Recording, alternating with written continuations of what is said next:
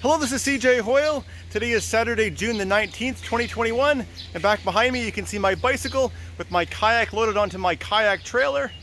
My plan for today is to tow my kayak down to Ontario Place, where I'll attempt to kayak all the way around the Toronto Islands.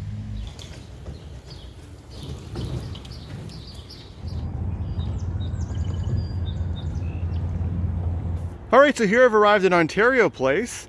And the place where I like to launch from is right here at the entrance into Trillium Park.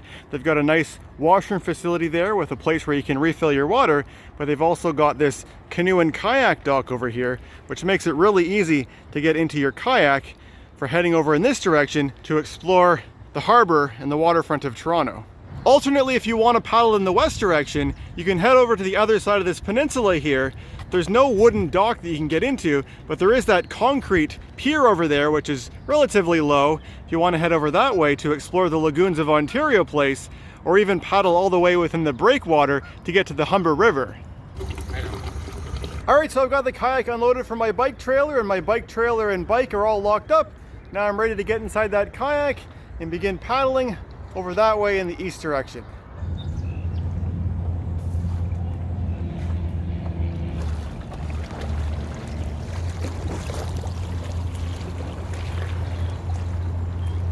So out from shore here I can see there's a little bit of wind, and the wind is mostly coming from the west, so my plan is I'm going to be going around the island there in the counterclockwise direction, so I'll have the west wind pushing me on the outside of it, and then when I'm on the inside, when I'm coming east, I should be mostly sheltered by the island itself.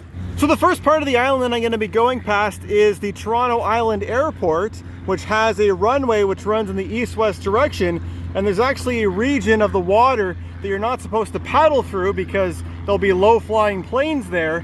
So those buoys that are straight ahead, I need to go around those to be able to get sort of beyond the airport part of the island, but once I'm past there I should be able to hug the shoreline pretty closely of the island. So there's the first one of those buoys, so I need to stay on the outside of it and follow the other ones out here and along that way before I can eventually reach that beach over there.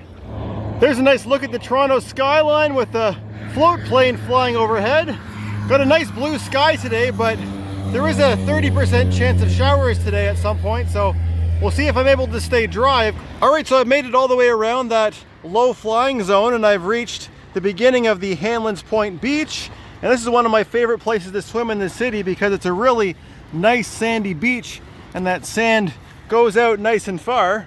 So further down the beach there's that orange snow fence over there, and the region of Hanlan's Point beach that's beyond that snow fence is actually clothing optional, which means you're allowed to go there and not wear any clothes if you want to. And because I want to abide by the YouTube terms of service, I'm not going to be filming any portions of that beach. So I followed along that shoreline there, and I've now just about reached the point of the island up here, and I'm just about to go past these three big towers that were erected out here in the lake. The last time that I was paddling here, which was about a month ago, they had inserted the poles into the ground, but they hadn't added the yellow towers on top yet. I'm not exactly sure what these are for. You can see there's a little beacon light on top, and it looks like there's a ladder there that if you had a longer ladder, you could get up on top of that platform. If anyone knows what these are for, please let me know in the comment section below.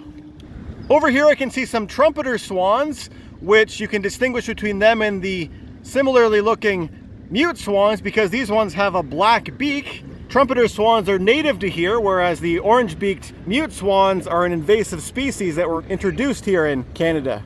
Alright, so here I've now reached Gibraltar Point, and just sort of beyond those trees over there is the Gibraltar Point Lighthouse, which was built in 1808, more than 200 years ago. Of course, it's no longer visible because the lands of the island have kind of shifted around and the lighthouse is no longer on the point anymore. From here I'm going to continue following along the southern shoreline, working my way in the east direction towards the Eastern Channel.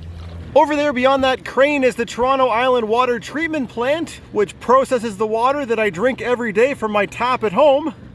So I've now reached the Centre Island beach, and there's a little breakwater there between the beach and the lake, and I'll look forward to paddling on some very smooth water there. There's definitely some wind today. It's not extremely choppy or anything, but there definitely are some waves. I think the wind speed right now is about 10 kilometers per hour. So I'm now just about to pass underneath of the Centre Island Pier here. I decided to paddle out to the end of the pier out here. This is the first time that I've ever paddled around this side of the island. I've certainly been up on top of that pier many times. So beyond the beach there's this concrete break wall which follows along the southern shore of the island. Over on the other side of this part of the break wall there's a boardwalk, which is a nice place for taking a walk or going for a bike ride. And the land that's over to my right, that's man-made land, which is known as the Leslie Street Spit, which is home to Tommy Thompson Park. So up ahead I see something pretty interesting that you don't see every day. Just beyond that beach there, which is the Wards Island beach, there's a lake freighter in the lake who's making their way out of the Toronto harbour. So because of the St. Lawrence Seaway, big boats like that are able to leave from the Toronto harbour and paddle all the way out into the ocean and go all over the world from here. Now Toronto doesn't actually have a lot of industry which still use big boats like that, but one of them that is still operating is the sugar factory, so it's possible that that big boat back there is just leaving the Toronto harbour after dropping off a load of raw sugar here. So I've now reached the Wards Island beach, which seems to be pretty popular today. Lots of people out enjoying the water and the sand. And a lot of stuff down towards this end of Centre Island is called Wards Island, even though it's really not its own island. Wards Island is just part of Centre Island. I believe it was named after a family who used to have a hotel down towards this end of the island. So I've just made it around the tip of the island here now, and I'm going to make my way down the eastern channel. For some context, over there, that beach that you can see underneath of that big stack, that's Cherry Beach, and that's where I started from when I paddled up the Dawn. So if you've seen that video, from there I started there, and I paddled along the other side of the eastern channel and made my way up towards the Keating channel. So I've now reached the eastern channel, and I'm going to be paddling along the western side of it, which will take me into the inner harbour of the Toronto harbour.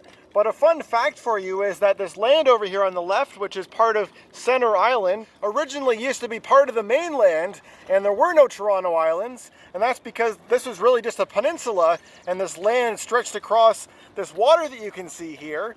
And basically what happened was a big storm came through and washed away the land that was here, and they tried to fix it once, and a couple of years later it got washed out again, and they just decided to keep it as an island.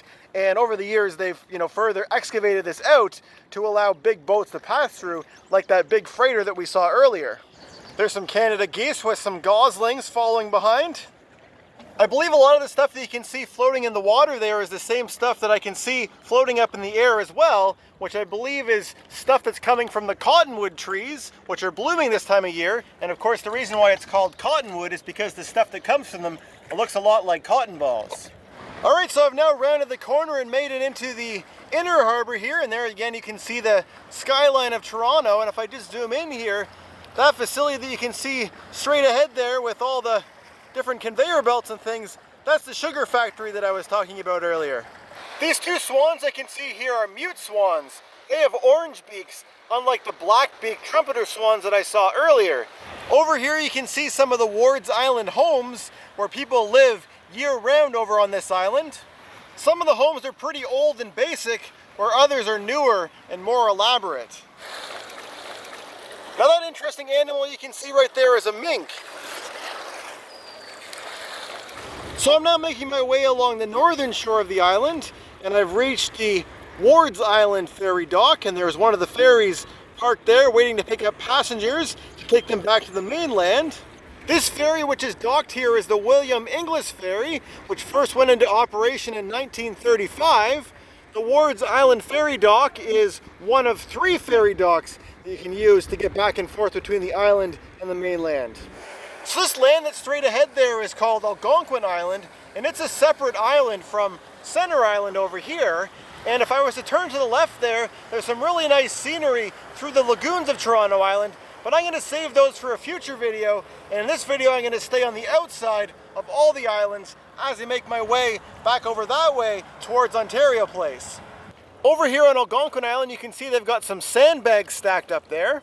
Back in 2017, the water levels in Lake Ontario were extremely high, which caused a lot of flooding on Toronto Islands, and the same thing happened again in 2019, so they're now taking preventative measures to make sure it doesn't happen again. Here on Algonquin Island, you can see a few more houses built here, and Wards Island and Algonquin Island are the only places where people still live, whereas many years ago, there used to be houses covering a much larger percentage of the islands. So I've now paddled to the end of Algonquin Island, and this gap here is known as Sunfish Cut, and the island over on this side is called Snake Island. I think that's where I'm going to stop and have my lunch today. So I've stopped here with a nice view of the Toronto skyline to enjoy my lunch. On the menu I've got my usual lunch of raw vegetables, a sandwich, and water to drink. Alright, so I'm finished my lunch now and ready to continue. Snake Island was a pretty good place to stop. I didn't see a single snake. So just beyond Snake Island is the Royal Canadian Yacht Club, RCYC, which is the second of the 3 yacht clubs which are over here on Toronto Islands. So there's the yacht club's clubhouse, and out here at the end of this long pier is the Hiawatha, which is their own personal ferry that they use for getting the people back and forth to the island here. Over across from RCYC Island is this island over here, which is called Olympic Island. So lots of people over there enjoying Olympic Island, including some people over here which are having a very smoky looking barbecue. So I've just about reached the end of Olympic Island here, and you can see the Sam McBride ferry coming in, and it's heading for the Centre Island ferry dock, which is just over there, which confusingly is actually on an island which is known as Middle Island.